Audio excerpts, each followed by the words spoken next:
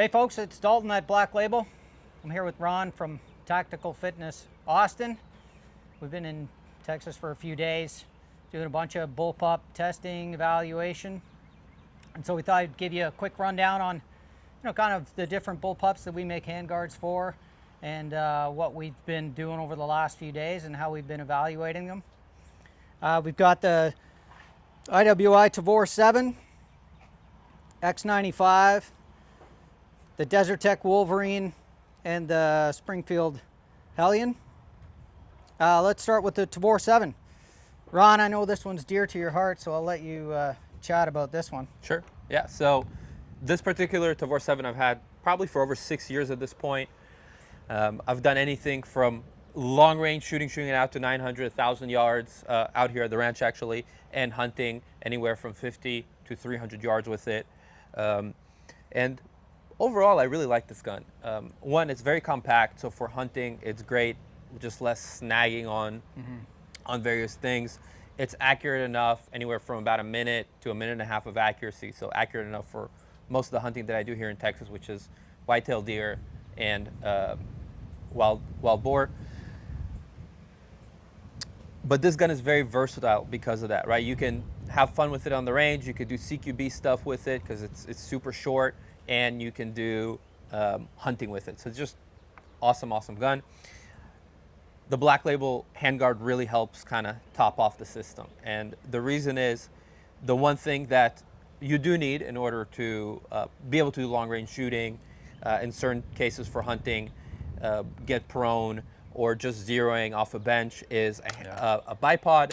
And having that bipod that just folds in and folds out is super handy, but doesn't snag on things, especially if you go hunting in more thicker environments. Maybe you're up in Idaho in the forest hunting bear, or here in South Texas walking through the brush. It's nice to not have a bipod that's sticking out the front and snagging on every single thing possible. It allows you to get your zero right, be comfortable, allows you to mount a bunch of accessories as well. The original handguard on the X95 is very short, ends about here. So you can mount your lights, your lasers, what have you, if you want to shoot under night vision.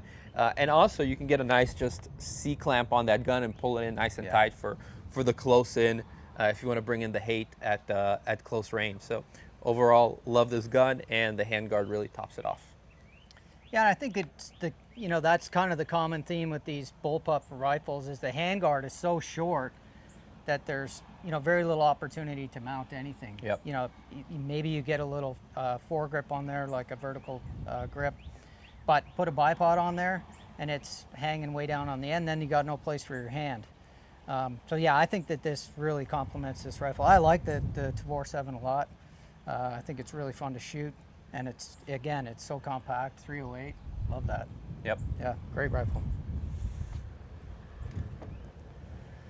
And the X95, I think, is similar, just in 5.56, smaller package, lighter, easier to shoot. Again, with our bipod handguard, that's just a super slick setup. Makes it a little bit longer, more opportunities for mounting accessories, etc. I like the X95 a lot. I think it's really easy to shoot. It's obviously very reliable, decent trigger, good manual of arms. I like it. Yeah, I would agree. I think especially what this handguard does is just modernizes it. If you look at the old handguard, or the original handguard, I should say, you have the rail covers, then you have the Picatinny on both sides and the bottom, which is nice, but we are in 2026. No one really uses Picatinny for anything but mounting their optics up top. So it's nicer to have this smoother M-LOK option all around. Again, you can mount your lights wherever you want, your lasers. And then especially with this new handguard, you have the space where you don't have to take off your muzzle device for, like, let's say a Hux muzzle device, which is fairly thick, and then you'd have to take it off, take the handguard off. This makes it a little bit easier, a little bit nicer. And again, just having that bipod fold in, I think is just a super nice feature, especially when you're zeroing. You're just going to be more stable, more comfortable. Yeah. Overall good. So. Yeah, that's a great rifle, especially with this handguard. And we make it without the bipod too. If you're just shooting CQB and you just want it for close quarters work, then I think the aluminum handguard is still a great upgrade. Bipod is super nice to have too. I like the X95, it's great. Yep. Desert Tech Wolverine. This is a newer rifle to me. I haven't spent a lot of time with this. We ran a lot of rounds Yeah, through we it. probably shot 300-400 rounds through it in the last 2 days. So. Yeah, and it's great. Runs well. We didn't have a single malfunction. We ran it with both the 20-inch barrel and the 16-inch barrel. The barrel swap on here is genius. Yeah, super easy. Super easy. That was cool. Yeah, that was really very cool.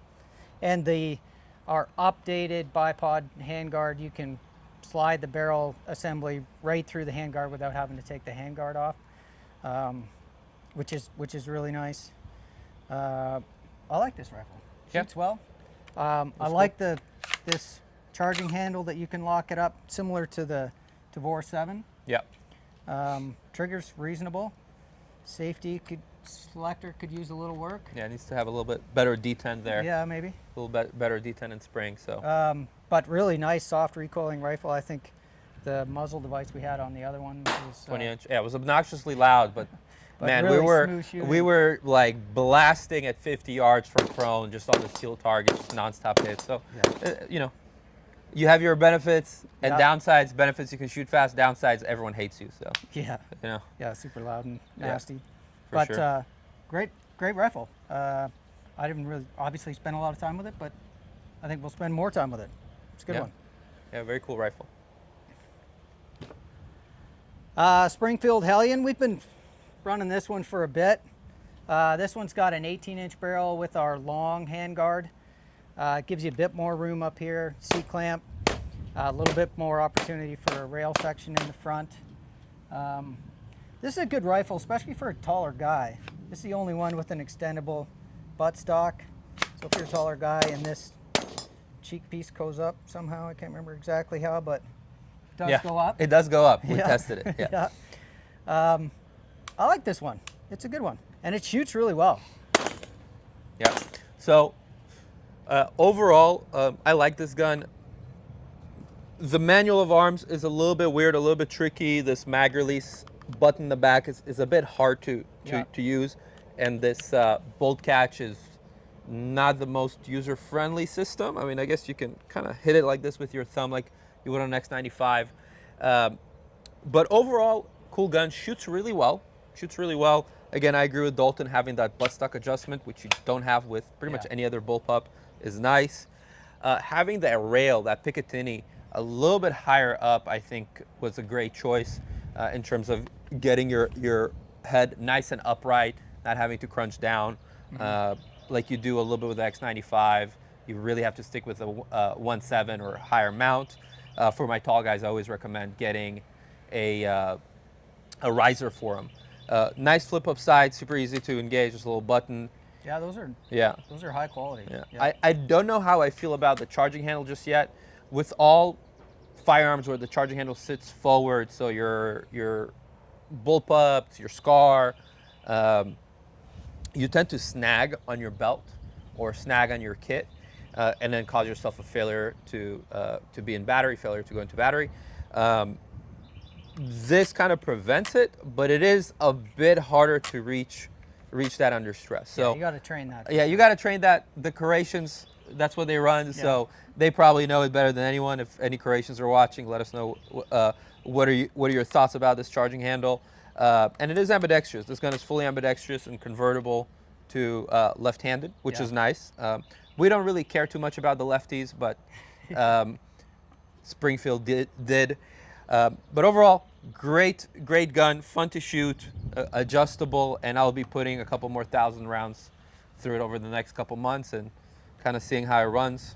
So. Yeah, I like the 18-inch barrel with the longer handguard. That's and not a big deal on a bullpup, right? Yeah. Because everything is so set back. I can still be pretty much at the end of that barrel, which is nice. And of course, having an adjustable piston is always great. I'm a civilized person. I like to shoot suppressed, unlike you Canadian folks. Yes, I know. So it's nice having an adjustable piston so you can tune the gases and have this gun running perfectly and not overgassing it and wearing down the parts. So.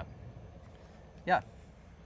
So I think, bullpups, they're fun to shoot and super convenient, really small package, nice and light. And you know, with our hand guards added on there, really nice, clean package. Thanks for tuning in, and we'll see you next time.